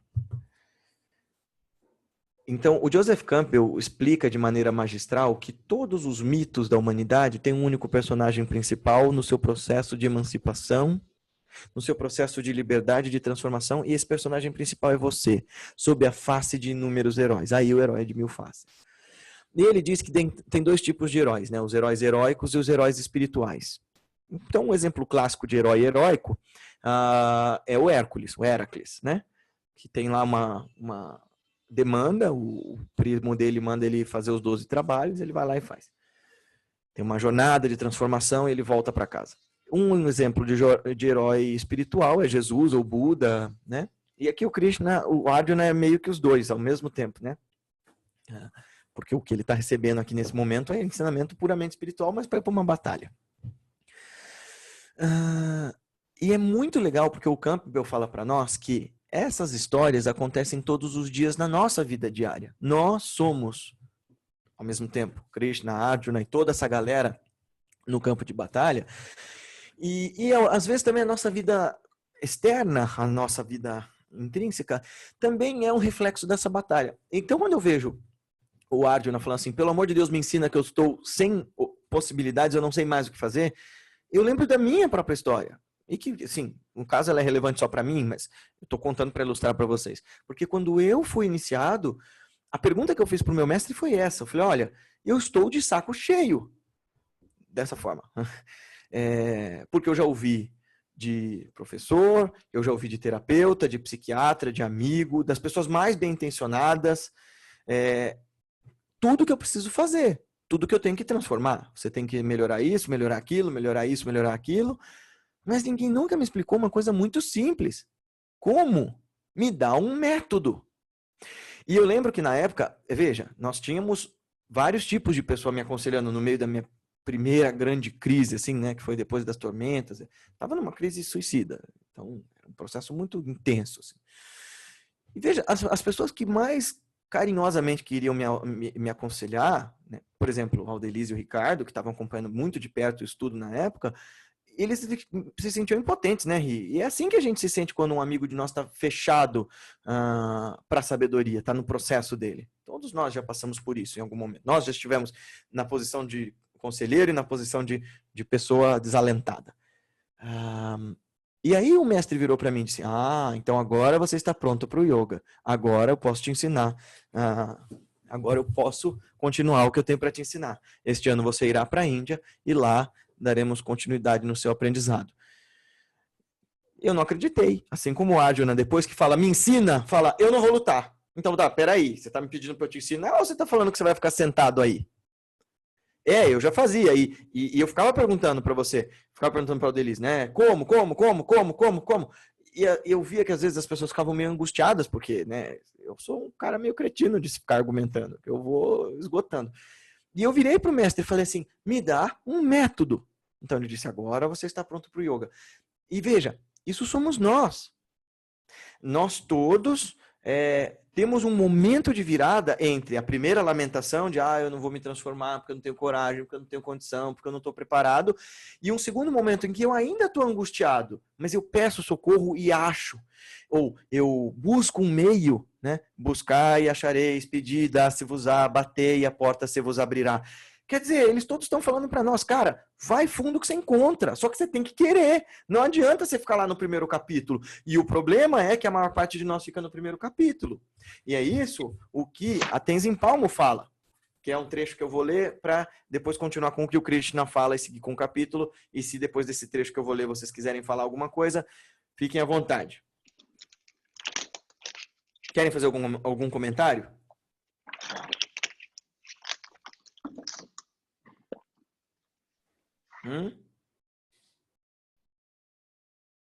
Que autor é esse que você falou? Eu não entendi. A Jetsuma Tenzin Palmo? Ok, obrigada. Então, esse é um livro maravilhoso que eu recomendo muito que vocês leiam, chama-se A Caverna na Neve. É a história da segunda monja budista tibetana ocidental, ela é inglesa, está viva, maravilhosa. A Ana teve com ela, aliás, ela me insistiu muito para ir no dia, e eu me arrependo até hoje, porque eu tinha um outro curso e não queria faltar. Mas ela é profundamente revolucionária, ela tem pautas muito bonitas, dentre as quais afirmar de maneira categórica que a budeidade, a iluminação não é uma condição sexual, porque existe essa questão machista no budismo tibetano, ou tinha, pelo menos até pouco tempo, em que considerava-se que uma mulher não se iluminava. E ela dizia, não, eu vou reencarnar quantas vezes forem necessárias para provar que não é uma questão física, né? E esse livro, A Caverna na Neve, é a história da vida dela, porque ela ficou 12 anos em retiro profundo de meditação numa caverna em Lahore, num lugar lá na Índia, lá no alto dos Himalaias. E é incrível, assim, é um dos melhores livros que eu li na minha vida e eu recomendo muito, muito, muito, muito, muito. A autora é Vicky Mackenzie. Alguém quer falar alguma coisa? Eu posso atestar, porque o Gui me recomendou esse livro e eu não conseguia parar de ouvir, né? Eu tenho no Audible. Ele é um deleite, né, Val? Não, é maravilhoso. Maravilhoso. Você se apaixona por ela, assim, pela mãe dela, né? E é uma lição de lucidez atrás da outra. Assim, ela é uma pessoa que realmente empreende essa aventura da Gita, assim, de vai e faz. Porque, cara, ela enfrentava coisas em condições que, para uma ocidental que nasceu no primeiro mundo e que vai lá para o fim do terceiro mundo, no começo dos anos 60, cara, é insana a jornada dela. Você fala, meu Deus, como é que ela deu conta? Mas a lucidez dela era impressionante e a maneira como ela passava pelas situações, mesmo antes de se tornar monja, sem julgamento, né? Ela aceitava a situação como ela era e sem julgamento e com uma lucidez fora do comum. Sim, sim. E aí ela diz uma coisa muito interessante sobre este momento, né? Sobre a batalha do ego, sobre a questão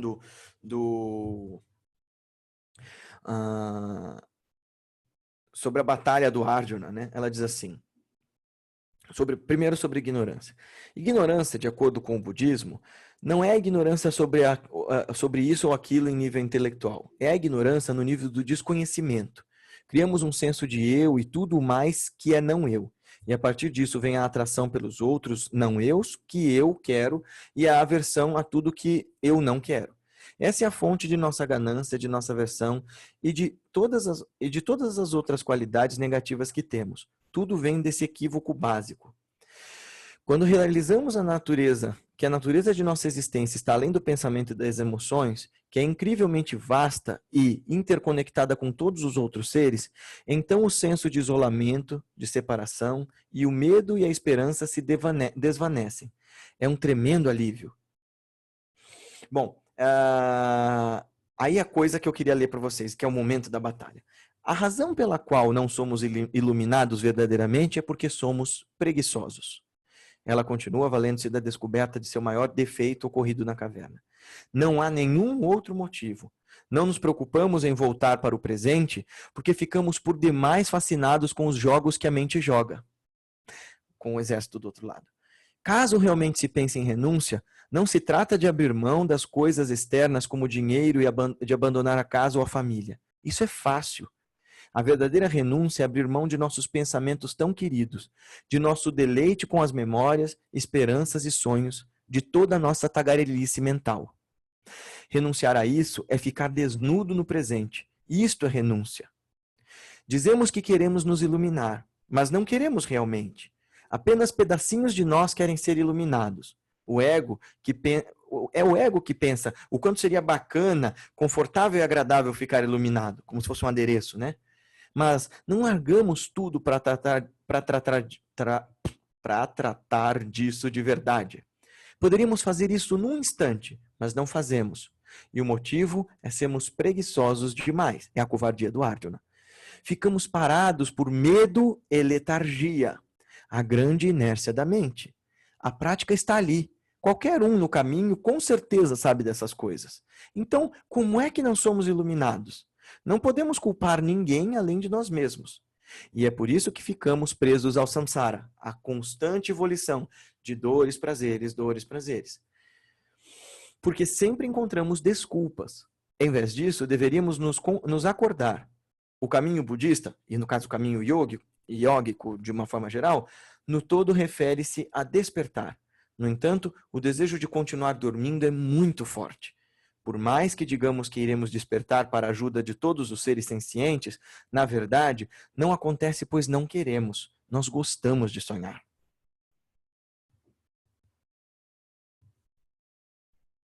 Não falei que é bom?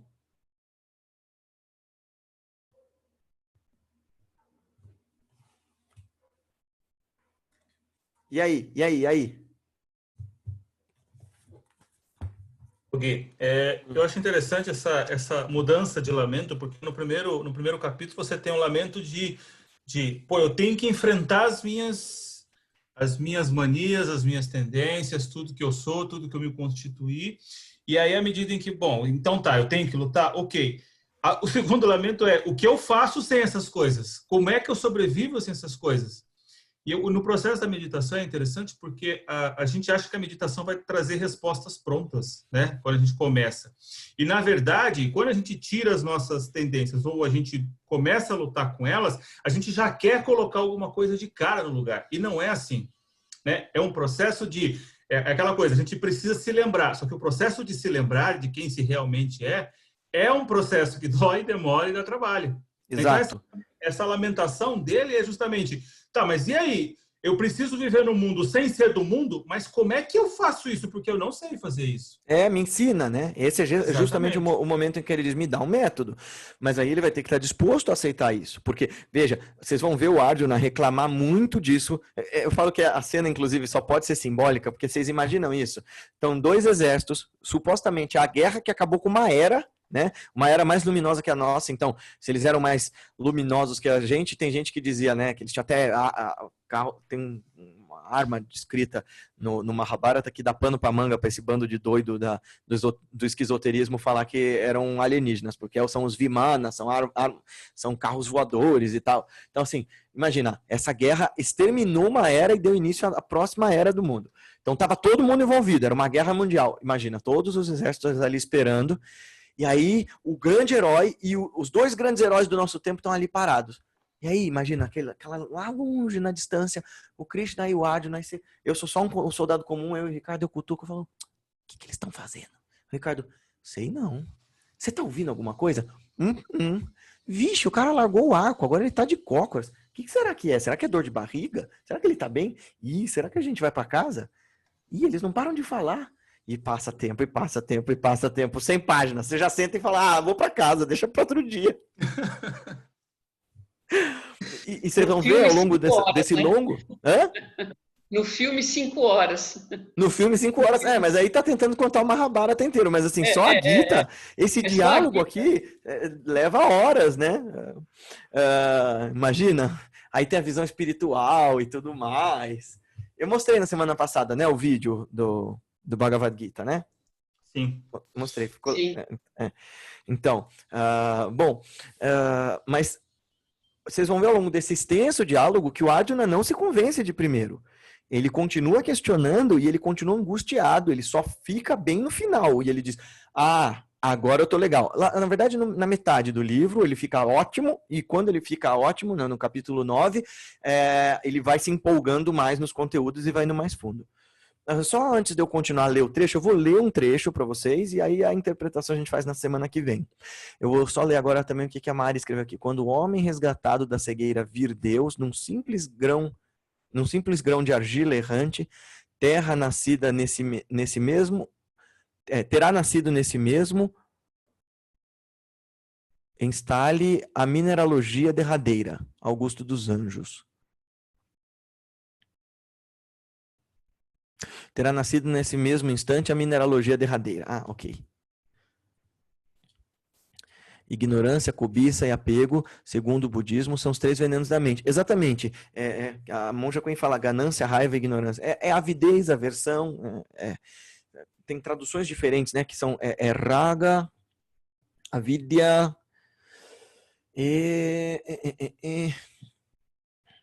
a raiva eu não lembro o nome. Mas é exatamente isso. A raiva,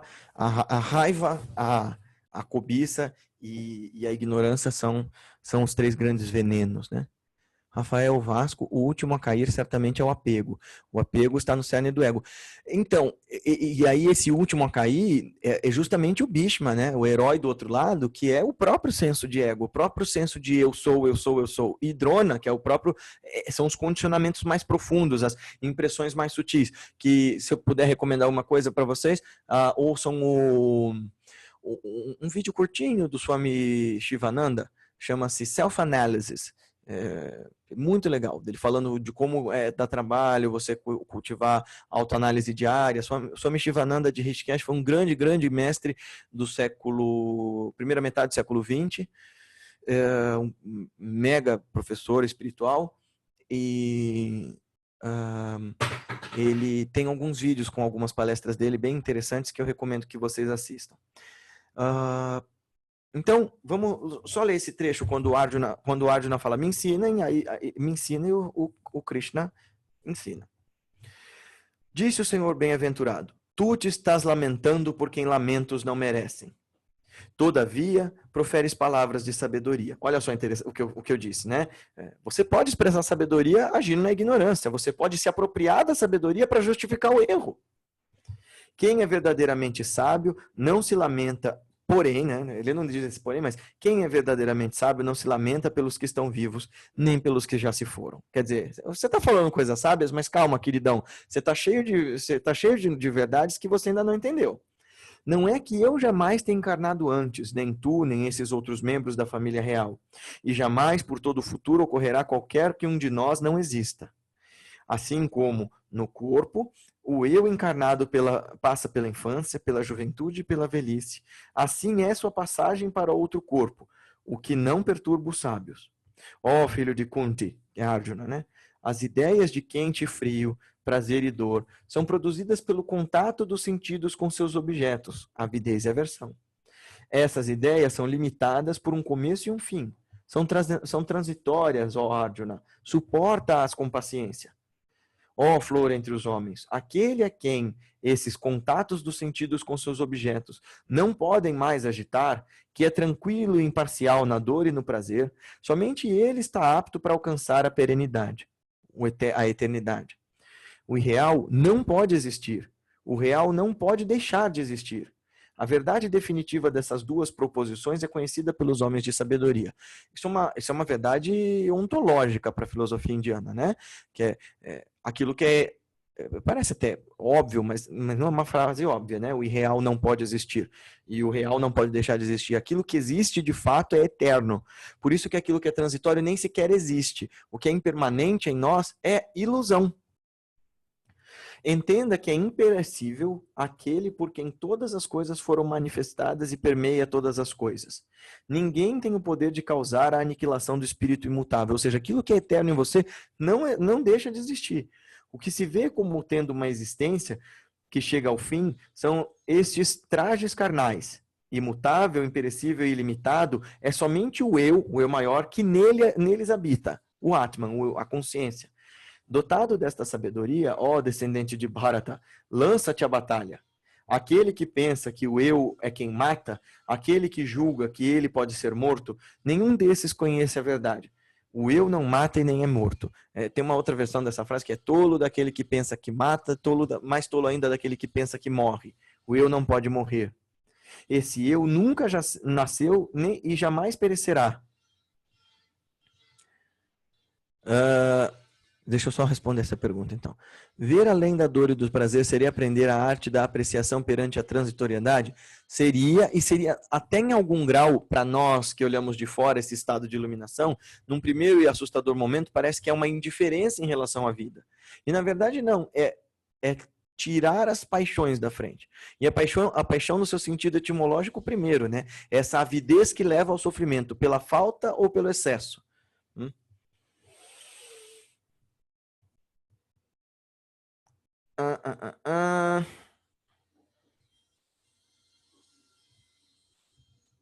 Esse eu nunca nasceu e jamais perecerá. Tampouco, vindo a ter existência, deixará alguma vez de existir. Não tem nascimento, é eterno, imutável, sempre o mesmo. Não é afetado pelos processos comuns associados ao tempo. Ele não morre quando o corpo é morto. Como admitir que aquele que sabe que o eu é imperecível, que dura para todo sempre, que é sem nascimento e imutável, possa pensar que esse eu seja capaz de produzir destruição de outrem? Ó, Partha, quem ele mata? Do mesmo modo que a pessoa deixando de parte de suas roupas velhas e desgastadas, veste trajes novos, assim a alma encerrada no corpo, abandonando uma arruinada habitação corporal, ingressa em uma nova. As armas não podem ferir este eu, o fogo não pode queimá-lo, a água não pode molhá-lo, nem o vento pode secá-lo. Este Atman é invulnerável, não se pode queimar, molhar ou ressecar. Este Atman é imutável, tudo permeia, está perenemente tranquilo e inamovível, o mesmo, eternamente. Eu estou trocando alma por Atman porque o sentido é diferente, tá? E aqui o Yogananda, para facilitar para o ocidental, traduziu por alma, mas eu não estou aqui para facilitar nada para ninguém. Não, é porque mudando o sentido você vai começar a fazer anacronismos que não são... Na tradição católica a gente acostumou a acreditar que a alma, por exemplo, a alma tem que se limpar dos pecados. Impossível isso para um indiano. O Atman é sempre puro. O que se entra em pecado ou em processo de remorso, de culpabilização, não é a alma, é o ego, né? É a minha persona. Então, ok, Gui, baseado nisso que você acabou de falar, então, nessa analogia ocidental, a gente poderia entender, então, que há uma predisposição a acreditar que a alma ainda é uma questão mais individual e o Atman não. O Atman já é uma coisa muito mais una. Tá. Isso. O Atman, especialmente no sentido do Advaita Vedanta, que é o que a mim me chama mais atenção, me toca mais, o Atman é um e o mesmo. É uma mesma consciência, um mesmo eu maior que tudo permeia.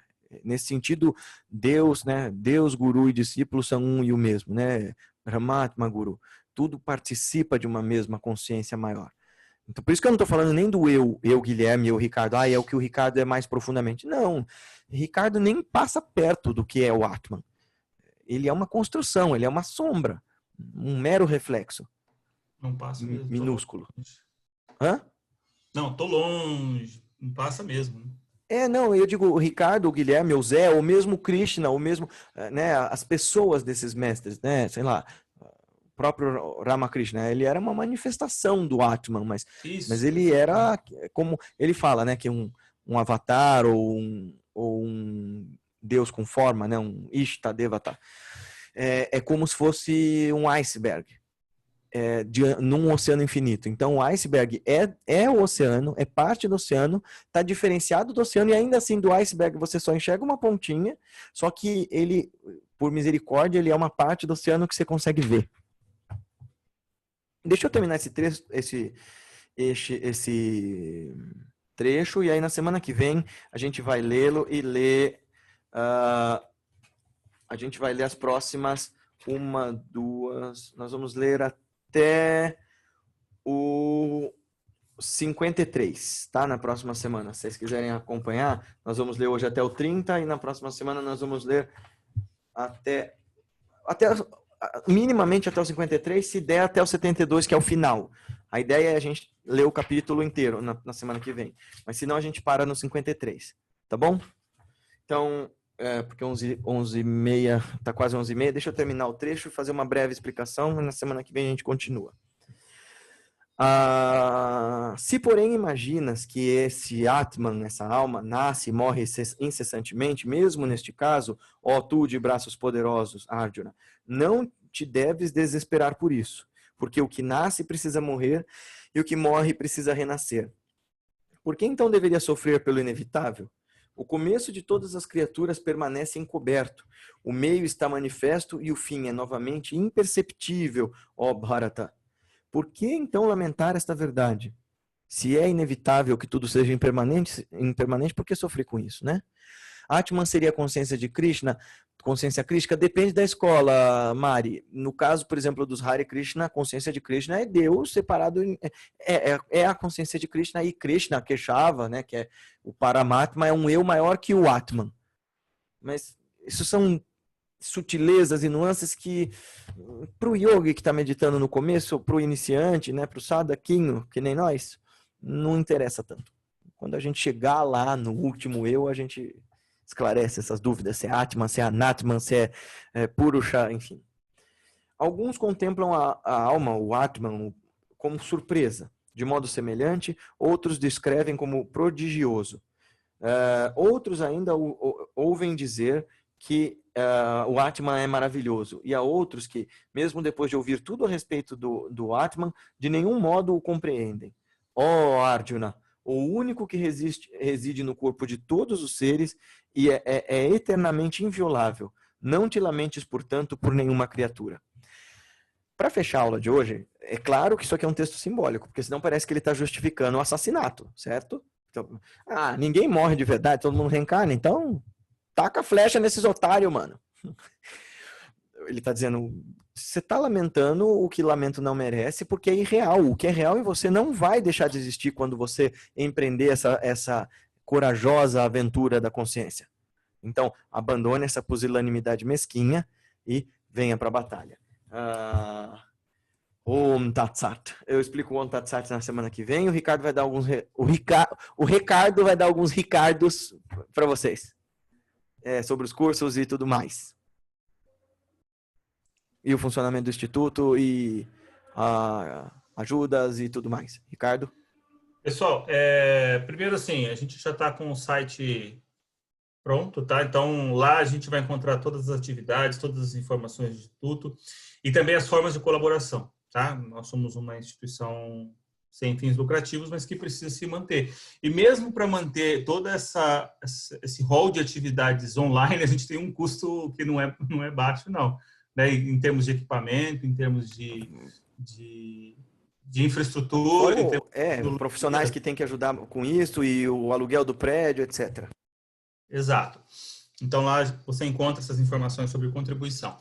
Com relação às atividades, no próximo sábado nós temos início o curso Meditação e Mantras para Tempos Difíceis, então corre lá no site, se inscreva, tá? São 3 encontros, mas são 6 aulas. Então, no sábado que vem você tem uma 1h30 de aula, que é a primeira aula, depois você tem um intervalo e você tem a segunda aula, tá? Então, são 3 horas de curso, mais meia hora de intervalo, né? Então, são 3 sábados, mas são 6 aulas, tá? Começa no próximo sábado, dá tempo de se inscrever ainda, tá? As segundas... Eu fale um pouco desse curso depois que fala, apresenta um pouco o curso. Então, a ideia, Meditações e Mantras para Tempos Difíceis, é isso aí que o título fala mesmo. A ideia é combinar técnicas de meditação de concentração e de expansão, né? Então, meditações que fazem com que a gente trabalhe os nossos 5 kleshas. O que são 5 kleshas? Os 5 impedimentos, né? Os 5 medos, as 5 travas da consciência nesse momento tão difícil. Então, são 6 aulas, uma que a gente explica os fundamentos da meditação, a meditação concentrada, a introvisão e tudo mais.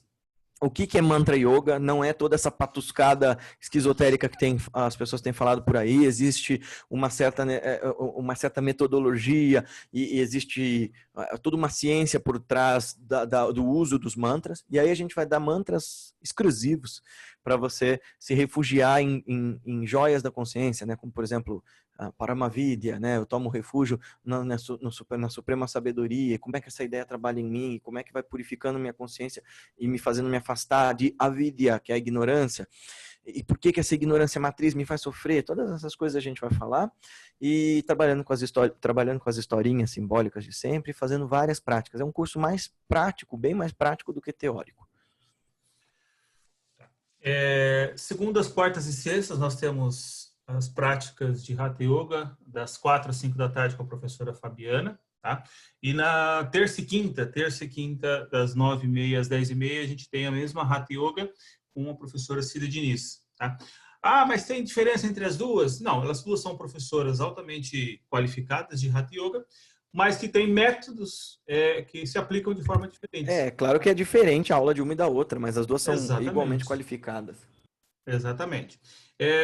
A outra coisa, nas quartas-feiras a gente tem o encontro Revolução de Si, né, em que a gente está estudando o livro Desperte Já, Revolução de Si, Desperte Já, capítulo a capítulo, a gente apresenta o capítulo, faz uma discussão, e todos os dias a gente tem, de segunda a sexta agora, aquela meditação de 15 minutos. Essa semana, ela ainda continua. A gente ainda tem essa semana, essa meditação de 15 minutos, mas a partir da semana que vem a gente vai mudar um pouco a estratégia. Porque ali na meditação de 15 minutos, às vezes a pessoa não consegue assistir, ela não chegou em casa ainda, ou mesmo que está em casa, ainda está na hora de trabalho, tem uma certa dificuldade. Então, o que acontece? A gente está reformulando, ao invés de a gente ter a meditação 15 minutos, a gente vai gravar vídeos com meditações sobre as diversas técnicas, principalmente as que estão contidas no Desperte Já, justamente para que a pessoa possa consultar, assistir aqueles vídeos e usar aquela meditação para se conduzir na prática em horários que ela pode, não essencialmente naquele horário das 7h30 às 7:45. Então, para ajudar nesse processo de se adaptar, né, à prática meditativa, então a gente vai trocar. Em vez de ter todo dia o vídeo ao vivo, a gente vai ter esses vídeos lançados periodicamente com essas técnicas, com essas orientações sobre prática. Tá? Logo, logo tem o Filosofias da Índia 2, né, em junho. Tá? A gente já está preparando a divulgação. E acho que é isso. E o curso de cartografias espirituais, que vai ser um curso contínuo, então eu não vou achar que seja pré-requisito. Ah, que bom que você gostou, Fátima. Que bom. Eu não acho que seja... assim, eu falei para o Ricardo e para a Paty que é pré-requisito você fazer o módulo 1 e 2 do Filosofias da Índia, porque texto depende de contexto, você precisa de alguma introdução nesse negócio. Mas se as pessoas quiserem entrar ao longo do curso de cartografias, também dá. Agora... eu até estou pensando, a gente vai conversar sobre as datas, do dia que ele vai começar a acontecer, eu aviso vocês, mas o módulo 2, para quem fez o módulo 1, é necessário para a gente continuar entendendo o que esses mestres falaram e tal. Tá bem? Para encerrar, tem uma pergunta sobre o horário do curso de sábado. Esse curso do Meditações e Mantras, assim como for Filosofia, ele está acontecendo no sábado de manhã. Mas à medida em que tiver pessoas que não podem fazer no sábado de manhã e tiverem interesse, avisa a gente, manda, que a gente vê. Se tiver um grupo de alunos interessado em fazer outro horário por conta de razões de trabalho ou outras atividades, a gente vê a possibilidade de abrir num outro horário. Isso. Também. Vai ser às 9, né, Ri? Às 9. Às 9 ao meio-dia. Das 9 ao meio-dia e meio, né? Porque tem meia hora de intervalo. Exato. Tá bem? Ok, acho que é isso. Então é isso. Pelas auspiciosas bênçãos e ensinamentos que nos concedem, rendemos graças e louvores a Deus e aos nossos divinos mestres e nos curvamos aos seus santificados pés de lótus de novo e de novo. Jai Gurudeva Shri Swami Shiva Harinanda Ki Jai. Om Tat Sat. Om Amém. Om Shri Gurudevar Panamastu. Om Shanti Shanti Shanti Harihi Om Tat Sat. Om Shri Guru Bhyo Namaha.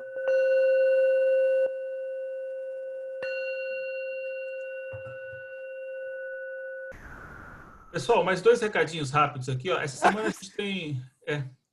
Você ia conduzir mais alguma coisa aqui? Só mais 2 recadinhos rápidos. Essa semana a gente tem 2 lives com o Guilherme, uma pelo Instagram na terça-feira e outra na quinta. Na terça-feira ele vai abordar uma série que está rolando na Netflix, The Midnight Gospel, né? Você vai não, na quinta. Na quinta, Tá. Na então quinta na quinta é The Midnight Gospel e na terça a gente ainda vai ver, mas hoje eu ia falar sobre o Poço. Ah, é hoje? Então eu tava pensando em falar hoje, se vocês quiserem, hoje à noite. É um filme indigesto, quem assistiu Mãe, por exemplo, é na mesma pegada, é pior, né, Ri? Ele é mais... Como é que eu posso dizer? Eu acho o Mãe mais pesado, ele te confronta mais. Explicitamente, o Poço... Não, o Poço também, os dois são fofos. É um filme denso, mas a gente vai fazer uma live hoje sobre ele. Eu tinha falado pra Paty, eu esqueci de te avisar, desculpa. Mas a gente faz... Hoje às 8 da noite a gente vai fazer uma live lá no canal do YouTube, e aí se vocês quiserem saber sobre beber água no poço ou no poço... E o Midnight Gospel, ok? Eu vou falar na quinta-feira. Eu vou ter um vídeo na terça-feira sobre ele, aí na quinta eu vou fazer uma análise dos episódios e tal. Mas também eu vou explicar no vídeo da terça que é um desenho que não é para todo mundo também. Né, Val? É pior do que Mãe? É pior do que Mãe? Não, mas é porque ele é muito insano. Então eu posso explicar o desenho e depois vocês assistem. É outra pegada, não tem nada a ver com o tipo de estudo que a gente está fazendo aqui. Mas é sabedoria, então. Tá bom. Então aí, gente. Fala, Val. É que ele não deu chance. Se você visse o episódio final, é muito profundo com a mãe dele. Vai. Tchau, pessoal. Tchau, obrigada. Tchau, pessoal. Bom domingo. Tchau, Gui. Obrigado. Bom domingo a todos. Obrigada. Tchau. Obrigada, tchau. Tchau, Ricardo. Obrigado. Tchau, gente. Obrigado. Boa tarde. Tchau, Val. Tchau. Tchau, bom domingo. Tchau.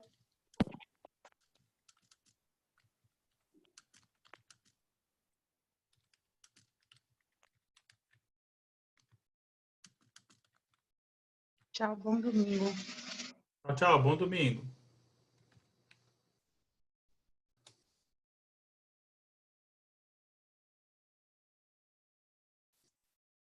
Tchau, Ricardo. Bom domingo. Tchau, Ana. Bom domingo. Beijo. Beijinho. Tchau.